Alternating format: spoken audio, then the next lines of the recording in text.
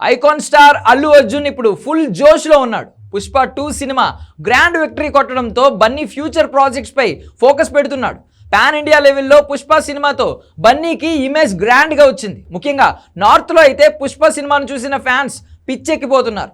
ఈ సినిమా తెలుగు స్టేట్స్లో కంటే నార్త్ ఇండియాలోనే బాగా ఆడింది అనే విషయం చాలా మందికి క్లారిటీ ఉంది. ఈ సినిమాలో అల్లు అర్జున్ లుక్ కూడా భోజ్పూరి హీరోల మాదిరిగా ఉంది అంటూ కమెంట్స్ వస్తున్నాయి. పాన్ పరాగ్ నమిలే సీన్స్ అక్కడి ఫ్యాన్స్ కు పెచ్చగా నచ్చుతూ ఉంటాయి. ఆ సీన్స్ తో పాటు గన్ కల్చర్ ఉన్న సీన్స్ కూడా నార్త్ ఇండియన్స్ కు పెచ్చగా నచ్చుతాయి. అలాగే అల్లు అర్జున్ వేసుకున్న కాస్ట్యూమ్స్ కూడా వాళ్లకు పిచ్చెక్కించాయి. అందుకే అక్కడ వసూళ్లు భారీగా వస్తున్నాయి. ఇప్పుడు పుష్ప 2 సినిమా హడావిడి తగ్గడంతో అల్లు అర్జున్ తర్వాత ఏం చేయాలనే దానిపై దృష్టి సారించాడు.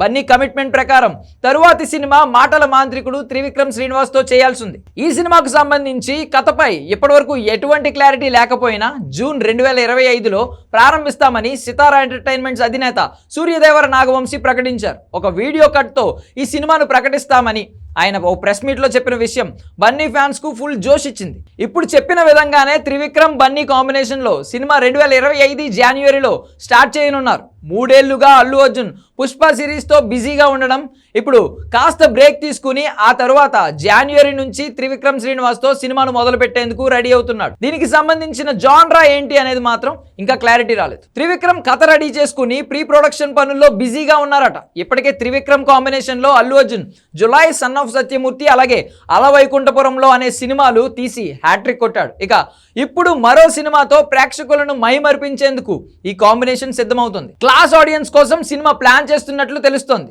వీళ్ళిద్దరి కాంబినేషన్లో వచ్చే సినిమా అంటే క్లాస్ ఆడియన్స్ కూడా పిచ్చెక్కిపోతూ ఉంటారు.